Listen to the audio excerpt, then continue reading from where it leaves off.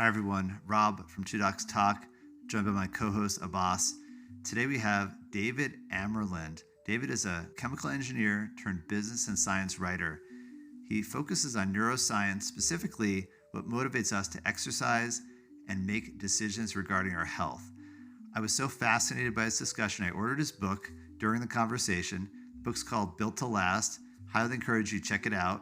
I think you're really going to enjoy this interview. I very much enjoyed speaking with David and hope we can invite him back again soon. Hit the like and subscribe button. We'd love to hear your feedback. Without further ado, here's our interview with David Amerland. David, welcome to the show. We're so glad to have you. I was really fascinated by your background. Tell us a little bit about yourself and how you became your training and how you got interested in health. Yeah, thank you. Thanks. First of all, I'm excited to be here and thank you very much for giving me the opportunity. And my background, where to start?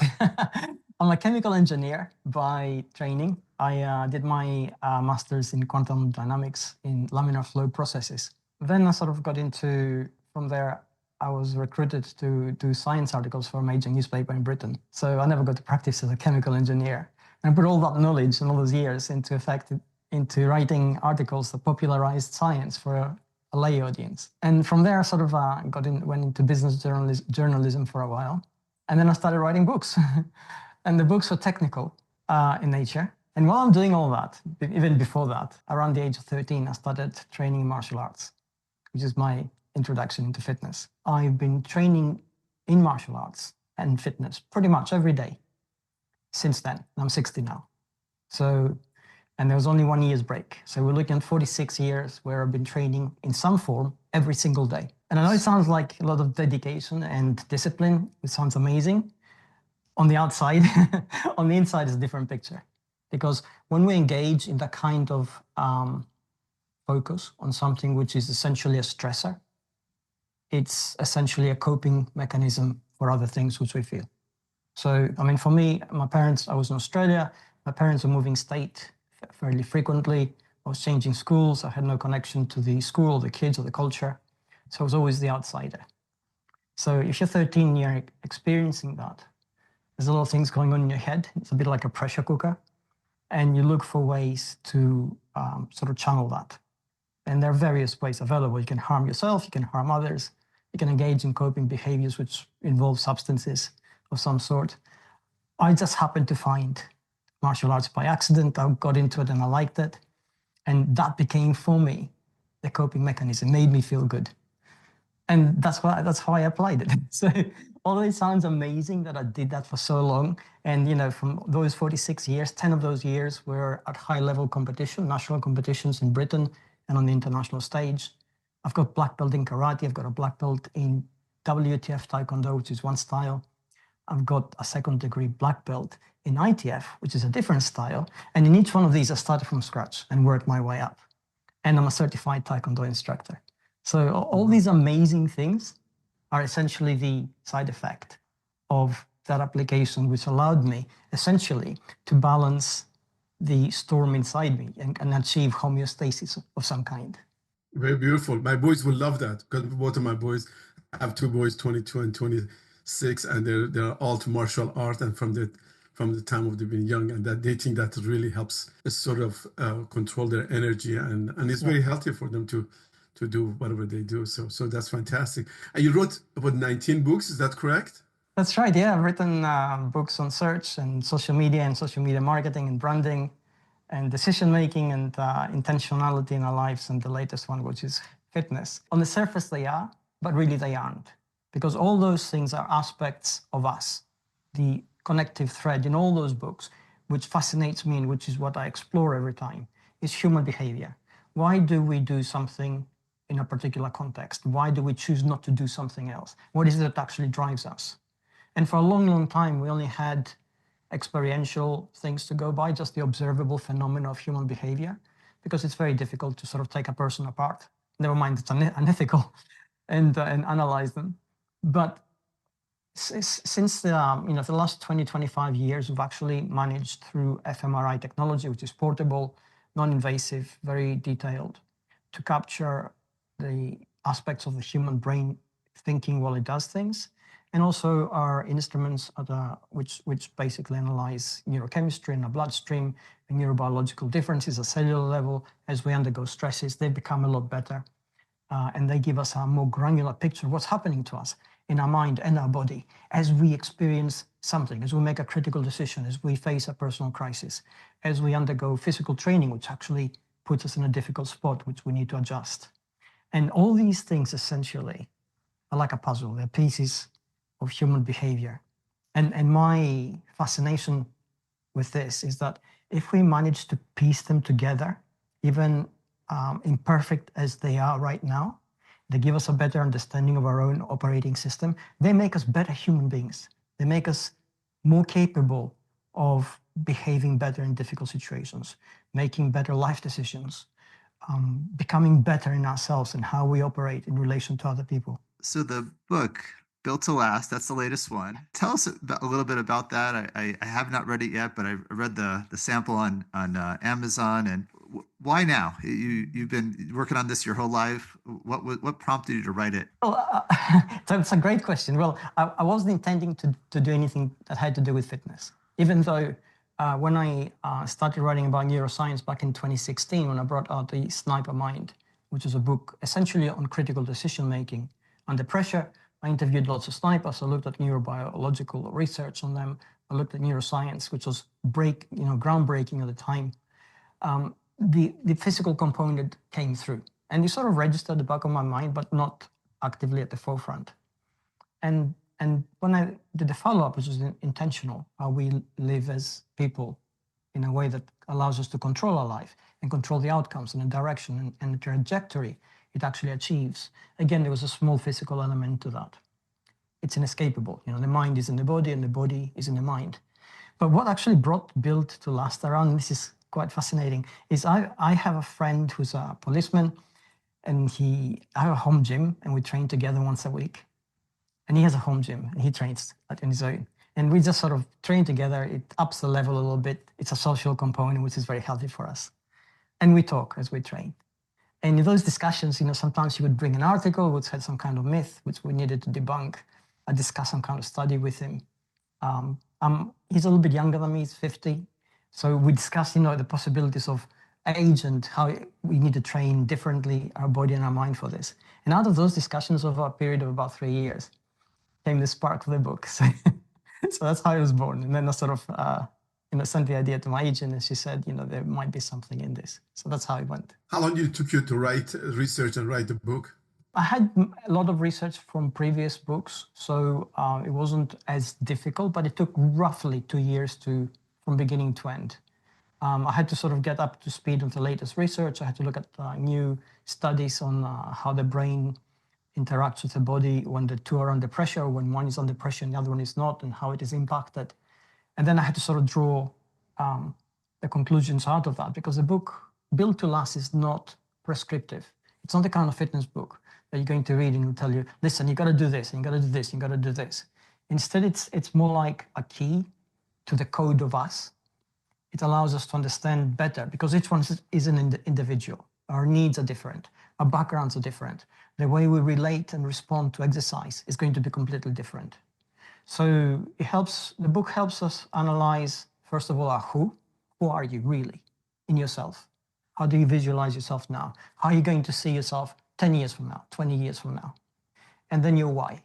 If you're going to say to yourself, I want to be healthy and I want to be strong. These are logical things to desire.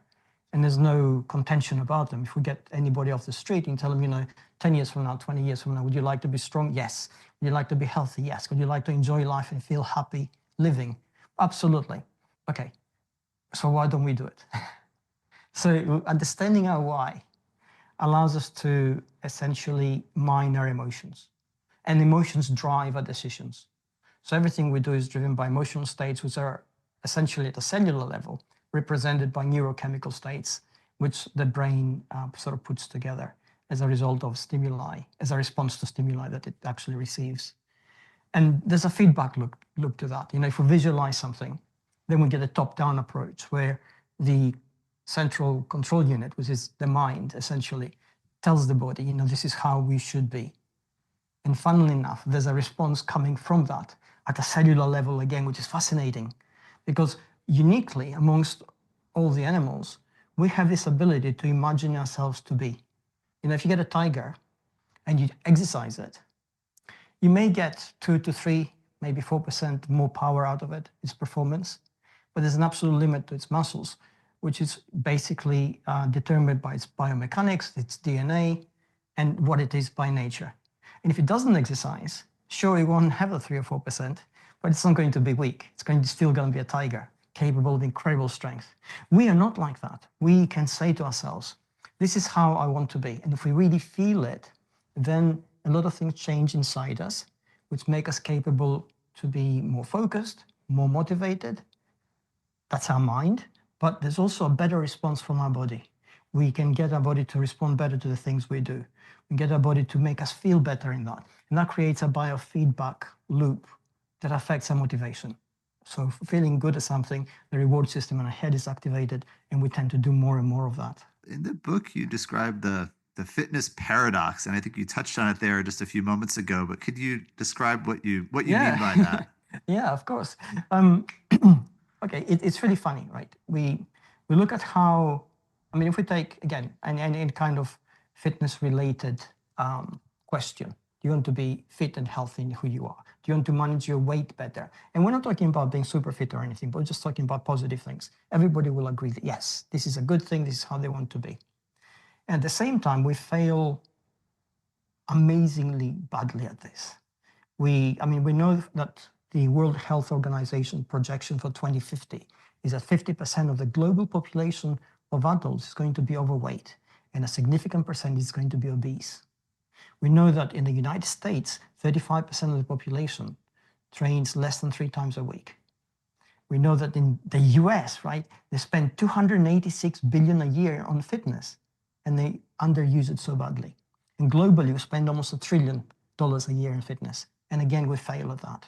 So the paradox arises from the fact that it's not lack of access, it's not lack of knowledge, it's not lack of information, something deeper is at play. And the deeper thing, which I basically explain in the book so we can better understand why we behave in this fashion, is that from evolutionary biology, we're hardwired to avoid exercise because it's a stressor. So if it's a stressor, then there's an emotional response, and there's a reason for that, because essentially, what's the reason? We know from anthropologists embedded in hunter-gatherer societies, which are apart from civilization, that those who are in that kind of tribal itinerary sort of lifestyle, they are active every day. They have to walk long distances to get something. They have to dig for roots. They have to lift things. So they're physically exercising all day long. But at the same time, the moment they don't have to do something, they just chill. They gather around, they talk with each other. They'll perhaps, if they smoke something, which they have, or they just sit there, just resting.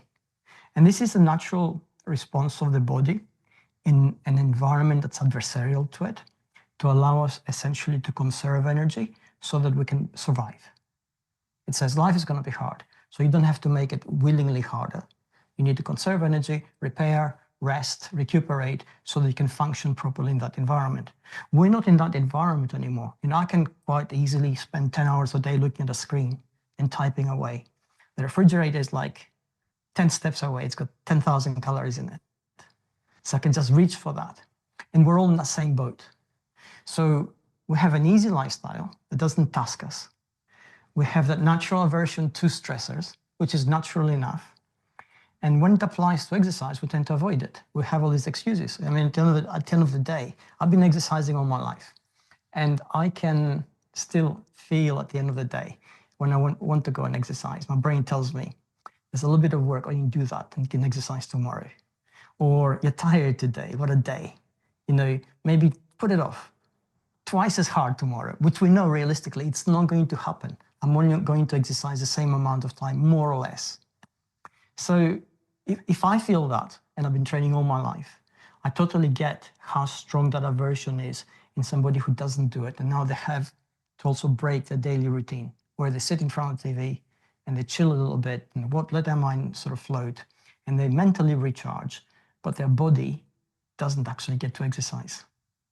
So that's the paradox we're fighting against. And when we realize that's what it is and the reasons why, then the fight against ourselves becomes easier to overcome. We know, okay, we need a strategy to get around that. And there are studies on this. It's actually fascinating because nature has made us the perfect machines when we allow it to function properly. We know that if we start exercising, our muscles within a 10-minute period secrete a particular hormone, which then affects the reward system in the brain, which then makes us more likely to just keep on exercising. But we need to get to that 10-minute period. And the block to that 10-minute period in our head is quite significant. So we need to be able to overcome that. And most times, unfortunately, we have a large number of our external blocks around it. We have to get dressed, pick up our gym bag, go to the car, drive to the gym. It may be raining, there may be traffic, find a parking space, undress, get dressed, get into the gym, and then start to exercise. So we have all those obstacles, right, which we've placed in the way. So really, being smart is saying to yourself, okay, I know those are obstacles. What can I do to make them go away? Can I find a gym nearer me? Can I have a home gym? Can I exercise at home? Can I get away with just a couple of piece of equipment, and a gym mat? These are things which we need to put in place to be smart. And it's only by putting together these sort of smart strategies that we make the task a little bit easier. And if we make it easier, then we're more likely to engage. And if we engage physically for 10 minutes, then we're going to train for an hour.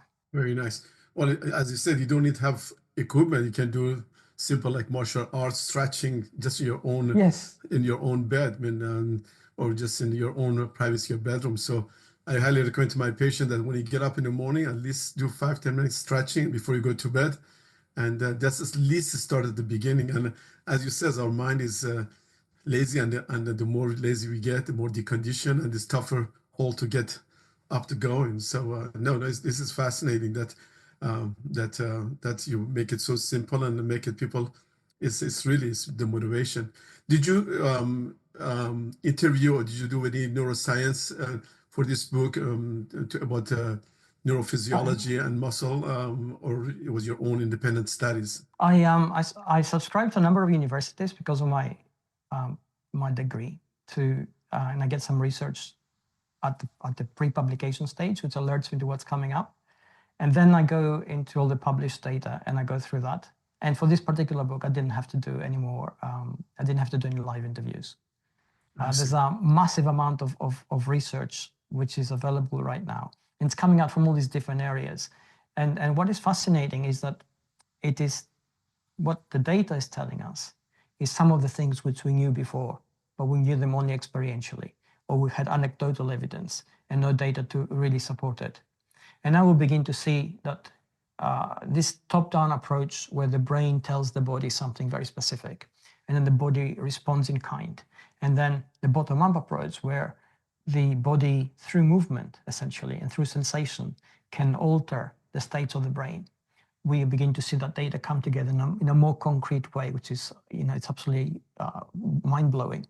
One of the stories that you mentioned in our brief call we had a week and a half ago was about the Navy SEALs, and I just love that story. It's could you share that with us? Yeah, absolutely. Actually, I'm gonna thank you for bringing it up, and I'm going to sort of bring together several different things which show the power of the brain to change the body and vice versa. And let's start with that one because it's always, Navy SEALs are the heroes of everybody's sort of mental imagery world. And we know that Navy SEALs, when they go to apply for something, to be Navy SEALs, rather, the applicants who go for the program are already fit. They're already experienced, they're already disciplined, they've already been through the Army training, and now they're going to the next level. They're going to be Navy SEALs. And Navy SEAL training is incredibly difficult. So on paper, it has become really difficult to actually differentiate between the applicants. So they have a 4 to 8 week period where they're going through all these really, really difficult hardships. And about halfway through, I think it's week 2, they go through Hell Week.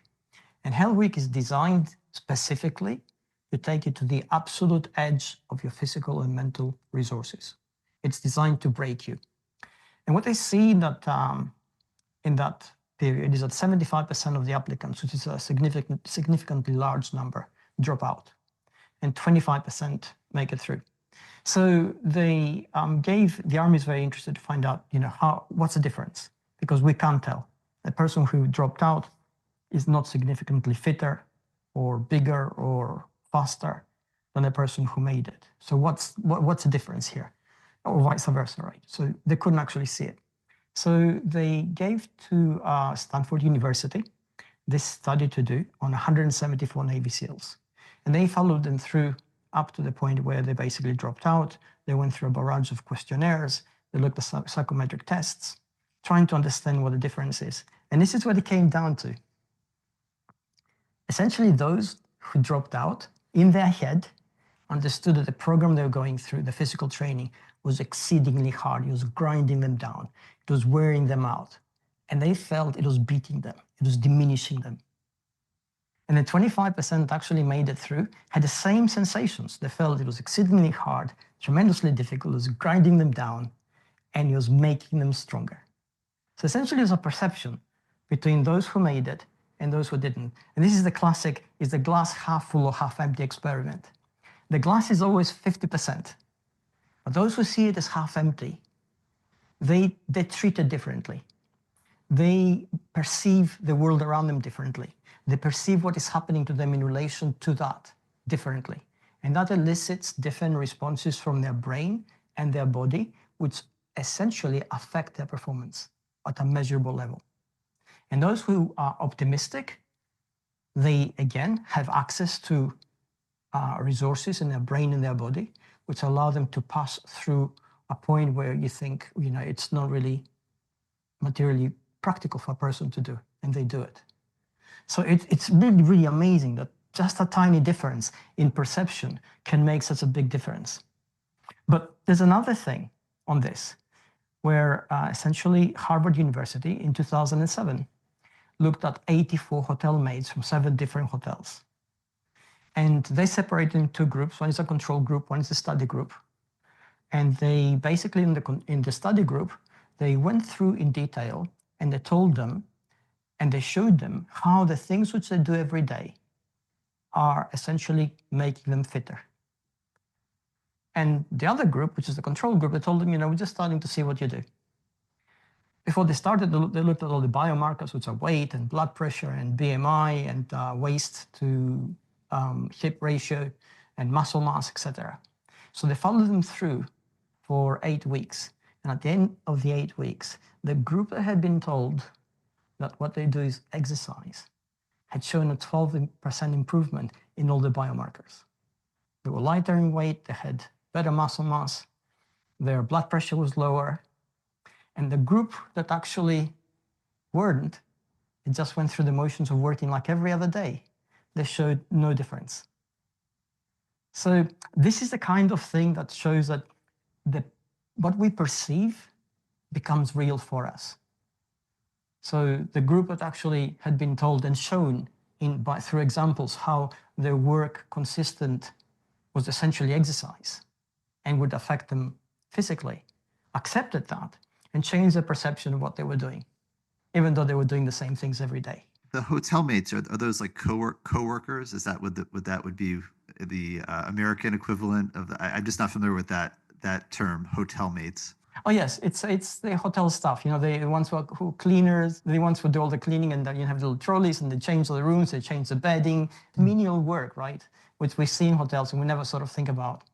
So that was really fascinating in how that single change in perception affected what they saw. And that study was done in 2007. And at the time, 2007, studies done in 2007 were still 20th century. So they were looking for the placebo effect.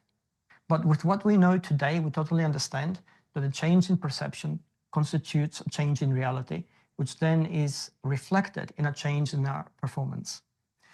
There was another study on this in 2023, which is very recent, at the University of Essex in the UK. And they looked at athletes this time. And they took the most punishing sport you can find, which is 100 meters. And 100 meters is a very unforgivable, brutal distance. It's too short to make mistakes. If you're not 100% on the day, you're going to underperform. If you want to increase your output in power, you're looking at months and months and months of exercise and really, really hard grueling work to get maybe a 1% increase in performance. And what they gave the two control groups they had, and one they said, we're looking to see the times you guys are going to make, so just, give it your best. To the other group, they gave what they called language cues. And they said, which were directional. They said, you're a train blasting through a tunnel, which is kind of cartoonish, right? You are a rocket coming off a pad. And they had to work on that in their head. Now, what happened here, because there's no weeks and weeks of this, they picked them up, gave them the imagery, and they tested them. So it's before and after. Before they tested them, they're all pretty equal. After they tested them, the group that's actually working with the imagery in their head registers a 3% improvement in performance. And you think, how is that even possible? It's mind-blowing. And there are a lot of theories here on that because we don't exactly know how they can do it. One is that perhaps when we have what they call directed attention with a velocity factor, like aeroplane rockets, etc., it prepares the body better by perhaps warming the muscles up. And we have, again, a little bit of anecdotal evidence on that, which then reduces the initial resistance they feel as they blast off the blocks in their sprinting. So maybe it's that. Maybe by giving them something to focus their brain, they essentially split them a little bit, and the anxiety which you feel, pre-race nerves, all that, which is holding you back, is now dampened because the brain's attention is split into two. So one group perhaps is feeling anxiety, heart racing, sweating a little bit, they think, okay, this is it, I got to give it my best, I got to score my best time. The other guys are thinking, oh, I'm a rocket. So they're not feeling the anxiety. They're more relaxed. So that may be making a difference. And the third thing, of course, is that essentially when you get this kind of focus in the brain and body where you visualize something, part of your reality partially changes. Surely you don't become a rocket, but you're not limited by what you think your legs and arms will do.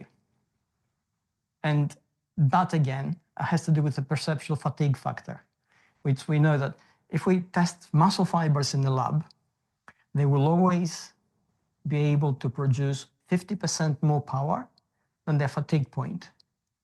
But when we're in a human body, we don't operate like that. We have a perceptual fatigue point where you feel tired, and the moment you feel tired, your body wants to quit, and you start slowing down, you want to stop, and inside your head, the voice is screaming, what are you doing? Because that's designed to help us survive biologically and not damage ourselves. But if you're focused that you're a rocket, and rockets know no limits, maybe the perceptual fatigue point moves a little bit further away. Or maybe it's still there at the same point, but not as loud. So again, your performance goes up. So they were able to register 3% instant improvement. I practiced in Colorado Springs. I got to know some of the Olympic athletes, and actually had a friend of mine. And when I asked him, how's the Olympic, the same scenario as yours, says, when you qualify to Olympic, everybody's good. Everybody's physically, it's just the mental, strategy, the mental who you do that make you to become the top three. He says it is after that, it's not the physical, it's not like that. It's as you mentioned, it's the perception and pushing yourself and all different methods that everybody has from different country, whether visualization, training, and that's the psychology of it. He says that's what makes you to stay on the podium, but the rest is everybody's fit. So it's fascinating how the mind and body works in our body and how to push ourselves forward. I had one question. How does the perspective of American health from the other side of the pond, so from the European point of view, how do you see the American general health? Because we have, as you said, everything here. We have the opportunity, we have the gym, we have the today's data on your phone is incredible. How much you need to know about the knowledge, but I don't see it in our patient, and it's very tough to motivate them. What's the thought from the other side, and what are your pointers to help us? it's crazy that we live in a truly global world. Communication has broken down barriers. Culture has become homogenized to a large degree. There's still differences, but there are a lot of similarities. And what is really fascinating, which essentially reinforces my theory that a lot of the problems we face are created by our man-made environment and how we operate, is the fact that Europe, despite the fact that there are countries there that have a tradition of active lifestyles, especially Mediterranean countries, where they have the sea and the sun and the kind of sort of better diet supposedly. They all face the same problem, and they're only just 1 or 2 statistical points behind the US. So you're looking at perhaps 48% of the population in the EU not exercising enough. You're looking at perhaps 34% of them only working out 3 times a week. So what this points to is essentially the similarity of our neurobiology and our biomechanical conditions. And we all feel the same aversion to exercise. We all feel the same sort of difficulty when it comes to strategizing how we're going to exercise. Life is complicated for us. We complicate it even further because we don't think about it analytically enough. And the barriers we put in place are the same whether we are in one side of the world or the other. And the cultures, we could argue, are quite different, those two. If you look at the US and its vastness and its resources, and look at Europe, and again, it's the cultural differences has. But when it comes to exercise, which is something like a fundamental need for a healthy biomechanical unit to function, we all appear to be in the same boat, which is quite fascinating. That has to do with 2 things. In a modern world, in a developed country, we all face the same problems. We face complex lifestyles, complicated lives, easy access to calories, and not truly strategizing our physical regime and prioritizing it. And when do we prioritize it? We prioritize it when we have a wake-up moment. If we have that health scare that makes us think that, our mortality is near, we're not going to live forever, then the light bulb goes off. Our emotional connection to what we're going to do is going to change. The value we ascribe to the results that we're going to get through a physical stressor like exercise change. And then we will do that. We'll diet, we'll exercise, we'll make sure we walk a lot, we'll make sure that we eat the right foods. Or when we are in some way driven by other specificities, which again have an emotional connection. If you want to, for instance, to see your grandkids grow up and you want to be active in a lifestyle, if you see yourself and connect to the future you emotionally, then you will do those things. So I guess the whole world, you're going in the same direction. So, and I think it's a part of the stressors of the world, and I think the food industry and prepared food, and so hopefully we can change one person's mind at least, and that'd be positive. But we greatly appreciate your conversation and your input. I review some of the book. I'm excited to get your book, but I listened to some of the conversation you had with others. It sounds like a fascinating book. We live at the time when the things which we face in terms of decision making, lifestyle choices, life trajectory, all the critical things in our life which build up are more and more complex, and they're only going to get more complicated because the world isn't getting any easier. And every generation that's grown up since the 50s has only faced more and more complexity, more and more choice, more and more responsibility on them. And the natural reaction to all this is to try and do as little as possible, to sort of try and find a way to avoid the burden, to try and find a path where you're guided. You don't have to think very much. And there's nothing wrong with that. It's how we're there to operate, but we still need to make the choices for us. We need to basically think that if we trust the world to take care of us, it won't. So we have to take care of ourselves at that level. I was typing away a few minutes ago. That was me on Amazon ordering your book. So it's coming in a couple days, and I really look forward to the read. And I'm so curious, David. Could you give us a couple examples of things that you do that may be a little different? You mentioned your exercise regimen, which is commendable. That's really impressive. A couple examples about whether it's lifestyle or exercise or something that you found that's helpful, or are there little tips that that our audience can benefit from? Yeah, definitely. Okay, the best thing we can do, which will help us, is to be kind to ourselves. And I will explain exactly what that is and how important it is. Now, we have this kind of push-pull relationship with exercise because we all know we should do it, we all know we don't do it, then we feel guilty. And when we feel guilty, what happens inside us? The toxicity level of our neurochemical makeup goes up a little bit. We feel a little bit worse than before. Nobody likes to feel guilty for very long. So then we sort of give ourselves a pass and we stop exercising, saying, it's too late now, I'm going to do it in 3 months. By putting it off into the future, we kick the can literally down the road. And we don't have to think about it now, so we don't feel any pressure. We know that we're going to tackle it at some point, so we haven't said we're giving up. So again, kudos for us, we feel great. When we do this, we obviously don't feel physically really bad, otherwise we wouldn't be operating like this. So we think we're going to be able to be like this forever, pretty much. So in our head is this imagery where things are going to happen, we're not going to do them right now, things are too difficult right now.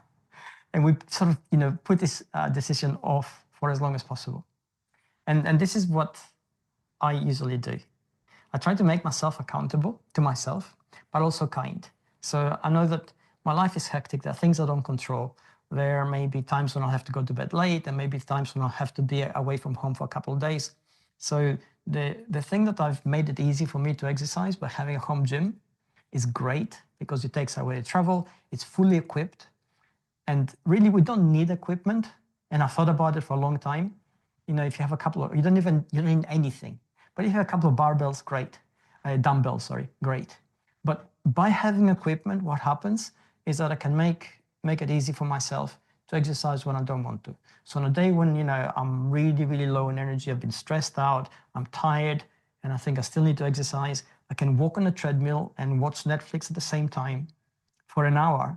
And that is great. It will distress me. I'll feel physically great. I've occupied my mind. Maybe I caught up with my Netflix viewing, which is, non-existent these days. And I've done something without feeling guilty. So I can do that. But there are days when I can't even do that. So instead of saying, oh, what happened? I've fallen off the wagon. I've messed up my schedule. I've got contingency plans where on days where I know I'm going to be stressed, busy, traveling, whatever, I've got things to do. I've got exercises. I can go and do maybe 10 push-ups every hour if I'm working at home and I've got no other time for anything else. Or I can do maybe in the morning 20 push-ups and 20 squats. And it can be anything. It doesn't have to be that specific number. The idea is that you do something and you think, okay, what's that going to do? It's only 10 minutes. If I do 10 push-ups and 10 squats, that takes about a minute and a half tops. And you think this does nothing. But this is not true.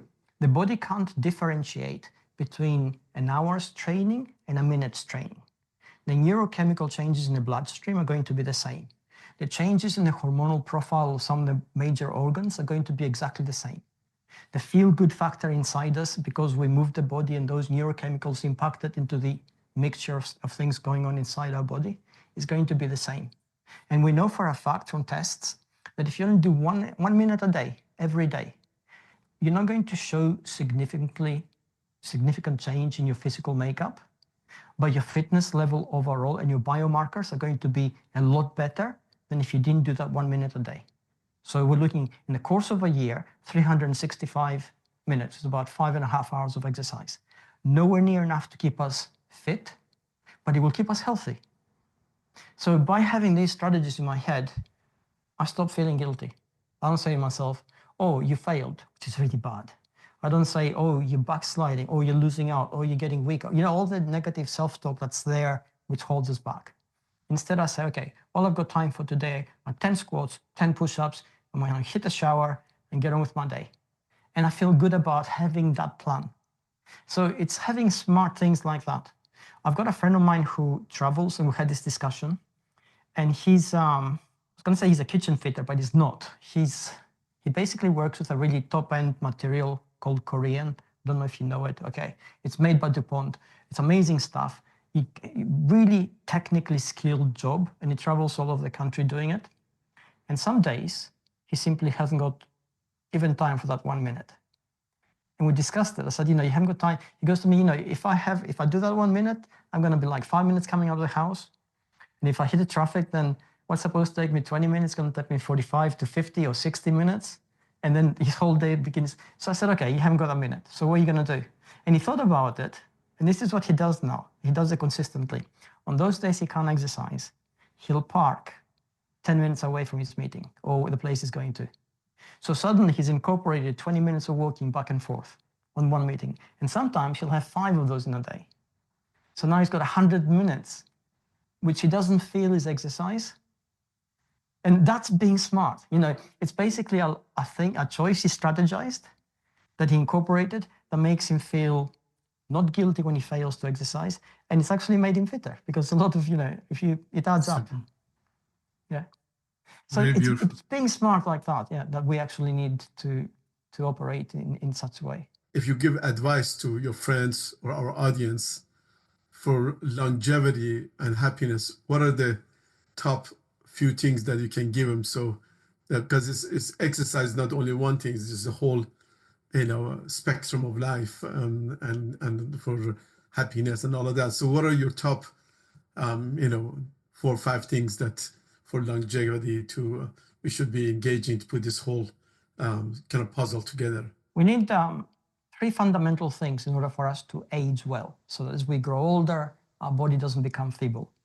And those 3 things are strength, aerobic capacity, and mobility. And they sound like, okay, we need to be athletes. No, we don't. You need to be able to move as you want. If you're going to go for a walk for half an hour, you shouldn't have to be out of breath. So this is something you should be doing regularly. And you should do it whether you're 40 or 50 or 60 or 80. If you want to bend down on the floor and pick something up, you shouldn't have to hold on to something to do it and have struggled getting up. So you need to move your body in natural ways. And again, it doesn't have to be exercise related. You can practice bending down, picking up something so many times. So if we have those 3 things, we have strength and mobility, and we have aerobic capacity, then we have the neurobiological health that maintains the body's integrity and how it moves. But more important than that, it helps maintain the brain's integrity in its own sharpness. We know that one of the reasons that dementia occurs in older people is because their bones weaken. And again, this came from a Harvard study that happened by accident. They were looking at women who suffer from osteoporosis, and they were studying to see the effects of hip breaks on body health. And they found a correlation between getting a hip break as you're older and developing dementia within 6 months. And they looked a little bit deeper into the correlation. And what they found is that essentially, as we know now, every organ in the body does more than one thing. So the bones that we have, which are strong in order to maintain anchor points for the muscles, which move our whole body mass, if they weaken, then they produce fewer calcium ions, which help develop the way the brain operates when it basically passes electricity through the different neurons in the electrical circuit of the brain. So the inability of the bone to supply enough of those essentially weakens the brain, which then begins to atrophy in certain specific areas, which leads to developing dementia. So just by being physically active, without having to run marathons or having to lift heavy weights, just moving our body and enjoying it, then we begin to make sure that our brain is also active, and we have an active brain and an active body.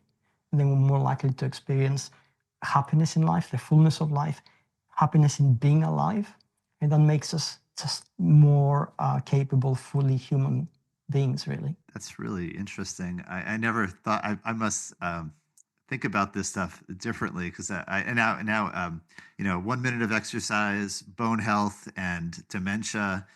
It's really interesting. A lot of the meds I prescribe as an oncologist, like aromatase inhibitors for breast cancer, diminish bone health. That's a huge Yes.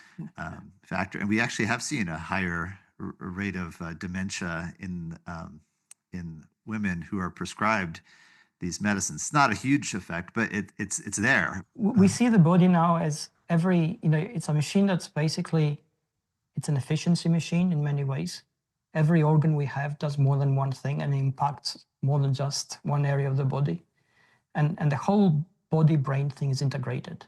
I mean, when you recently discovered, I mean, we knew it, but nobody was looking at the data. But if you have a heart transplant, you lose some of your memories. You'll get them back eventually, but they're lost for up to about 2 years. It's like, what? Yeah, there was a case in Britain where this novelist, and I can't remember his name now, he got a heart transplant, so he goes back home and he's fine, right? He's absolutely fine. He's going through his computer and he's looking at his files, and he finds a file of a published novel. Well, he finds a file of a novel he has no recollection of. And he thinks, surely that is not one of mine. So he looks at that and sure, it looks like he's written it on his computer. So he goes on Amazon and yeah, there it is, published. So he goes back to his doctor and he says, what is happening here? He says, oh yeah, we have some data that shows that if you have a heart transplant, essentially you lose some of your memories, but over a period of 2 to 4 years, you're going to get them back. Because the memory, obviously the heart and the neurons it has play a role in some of the memories that are stored, and we don't know exactly how.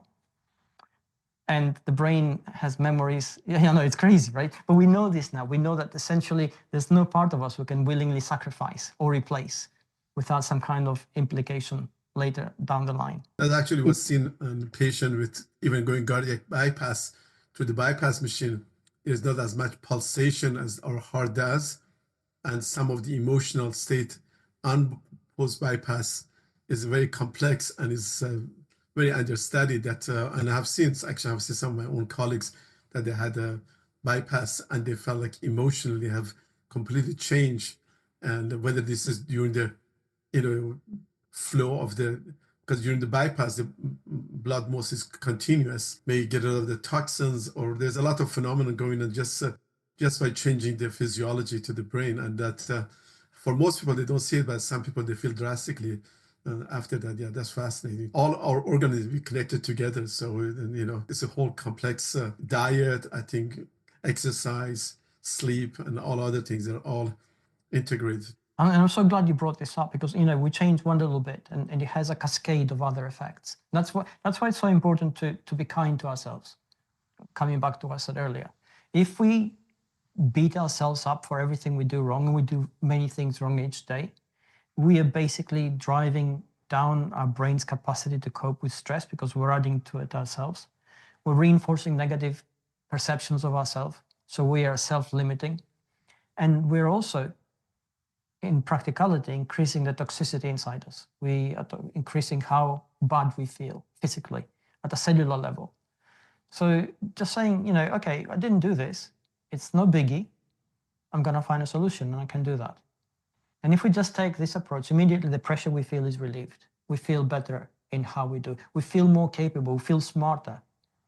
And we tend to fulfill the potential of how we feel most times. Well, I am so looking forward to reading your book. Do you have any closing thoughts or comments, David? Yeah, what I was going to say is that despite everything we just said, nothing in our life is really, really easy. And the moment we accept that, then we realize that everything that we want has to be created, not by doing things harder, because that's not going to be possible. It's only going to add to our energetic cost of life, but by doing them smarter, by finding strategies which make things easier, by finding some kind of routine which simplifies something. I've got this thing which helps me sometimes. I just have 2 types of clothes to wear, a black t-shirt or a white one. And that's all I've got. I've got a dozen black t-shirts and a dozen white ones. And I just pick up one or the other. I don't have to think about it. It doesn't have to complicate my life. And everything else around it is just, this. And you think that little tip makes a complex life just a little bit easier. And if we keep adding to those things, then life itself is becoming easier. And the complexities which we face are easier to face because now we have margin. we're not operating at the edge of our ability. So that's the best way to deal with the modern world. And how can our listeners find you? You can find me at davidamerland.com, or you can Google me and find all my socials. I put a lot of stuff out there, so you'll be able to find it. Well, thank you so much for doing this. And yeah, we'd love to have you back again in the future. It was great to know you, and the more I research about you, the more fascinating you are, and and you're doing a great job. Just keep doing it. So looking forward to the next conversation. Thank you so much for having me here. I really enjoyed this. Thank you.